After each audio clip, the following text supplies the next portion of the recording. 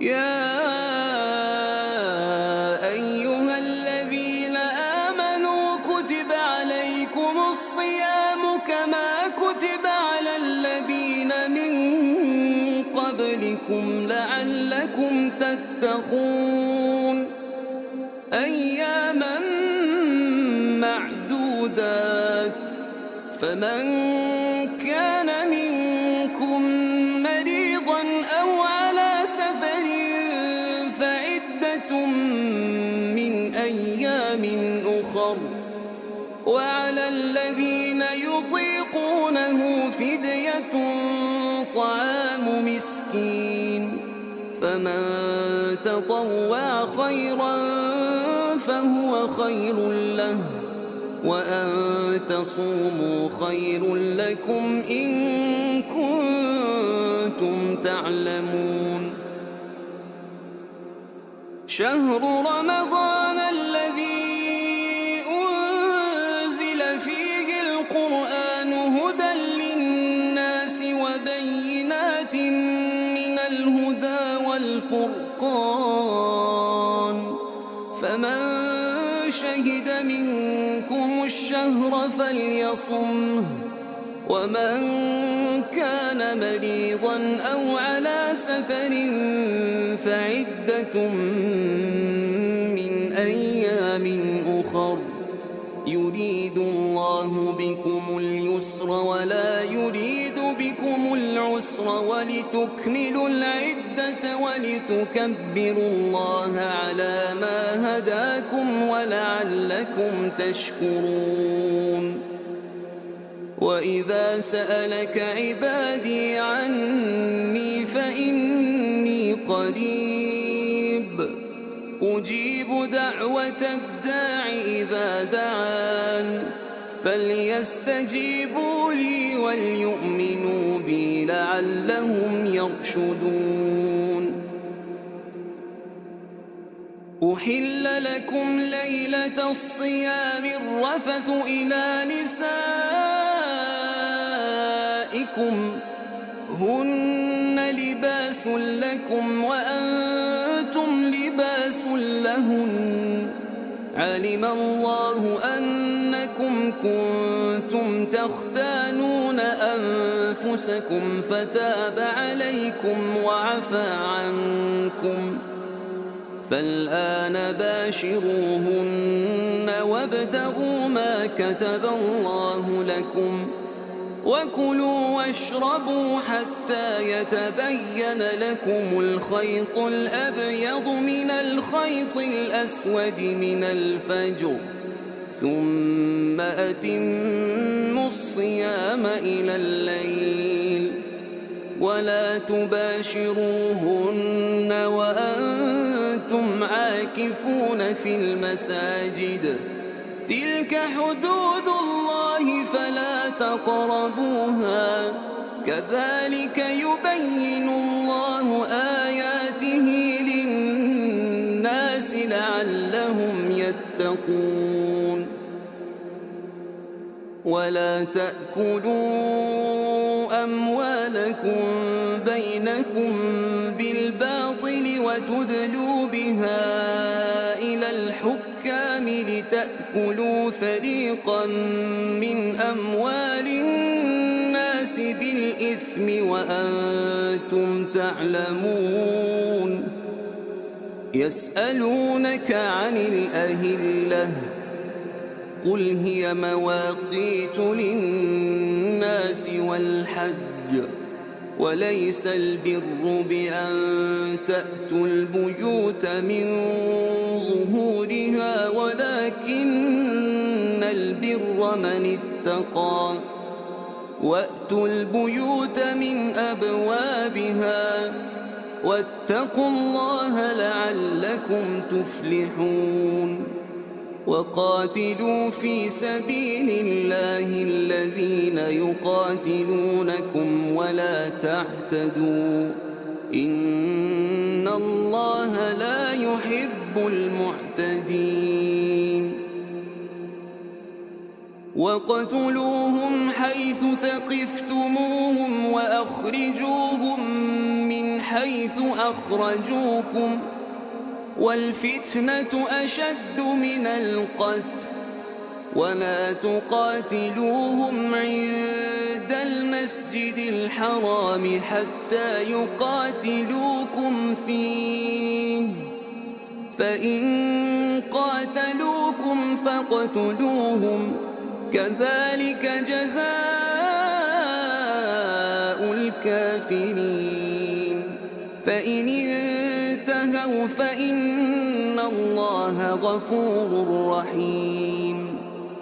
وقاتلوهم حتى لا تكون فتنة ويكون الدين لله فإن انتهوا فلا عدوان إلا على الظالمين الشهر الحرام بالشهر الحرام والحرمات قصاص فمن اعتدى عليكم فاعتدوا عليه بمثل ما اعتدى عليكم واتقوا الله واعلموا أن الله مع المتقين وأنفقوا في سبيل الله ولا تلقوا بأيديكم إلى التهلكة وأحسنوا إن الله يحب المحسنين وأتموا الحج والعمرة لله فإن أحسرتم فما استيسر من الهدي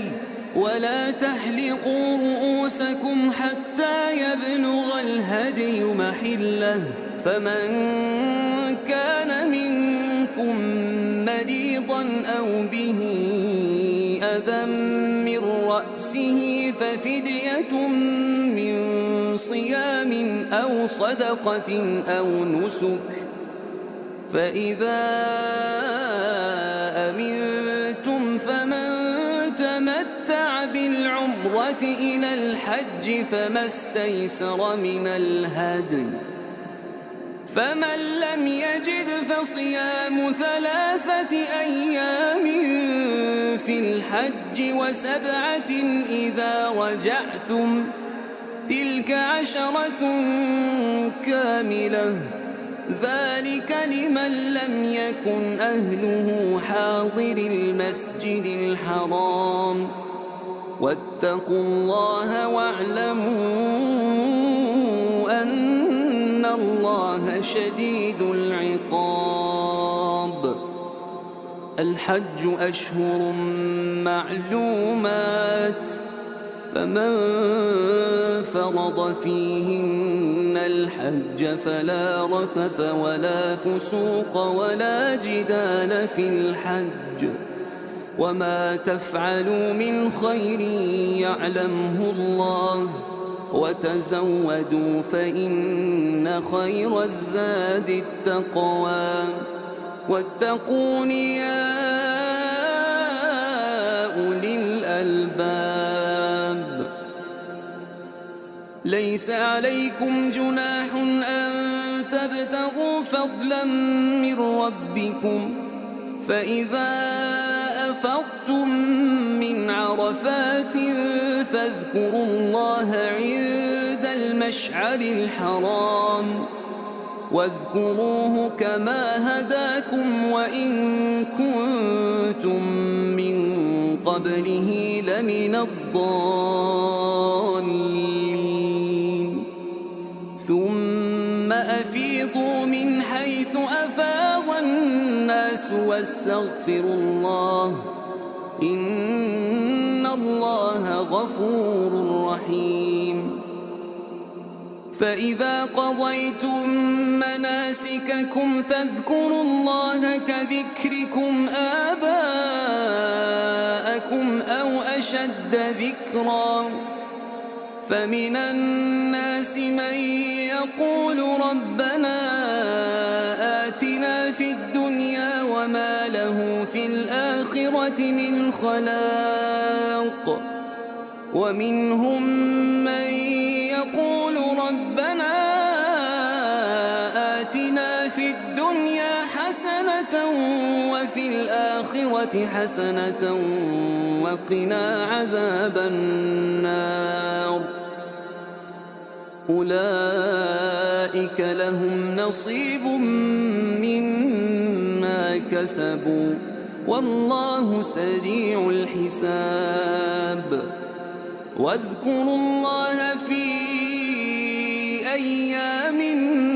معدودات فمن تعجل في يومين فلا إثم عليه ومن تأخر فلا إثم عليه لمن اتقى واتقوا الله واعلموا أنكم إليه تحشرون ومن الناس من يعجبك قوله في الحياة الدنيا ويشهد الله على ما في قلبه وهو ألد الخصام وإذا تولى سعى في الأرض ليفسد فيها ويهلك الحرث والنسل والله لا يحب الفساد وإذا قيل له اتق الله أخذته العزة بالإثم فحسبه جهنم ولبئس المهاد ومن الناس من يشري نفسه ابتغاء مرضات الله والله رؤوف بالعباد يا أيها الذين آمنوا ادخلوا في السلم كافة ولا تتبعوا خطوات الشيطان إنه لكم عدو مبين فإن زللتم من بعد ما جاءتكم البينات فاعلموا أن الله عزيز حكيم هل ينظرون إلا أن يأتيهم الله في ظلل من الغمام والملائكة وقضي الأمر وإلى الله ترجع الأمور